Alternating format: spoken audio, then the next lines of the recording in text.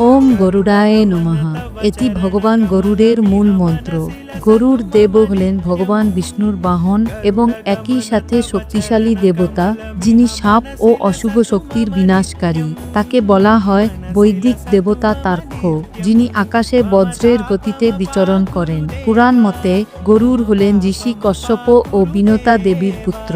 জন্ম থেকেই তিনি অপরিসীম শক্তিধর ছিলেন। একবার তার মায়ের মুক্তির জন্য তিনি দেবতাদের কাছ থেকে অমৃত নিয়ে আসেন, যা তার ভক্তি ও বীরত্বের প্রতীক। সেই থেকে গরুড় বিষ্ণুর সেবায় চিরকাল নিয়োজিত।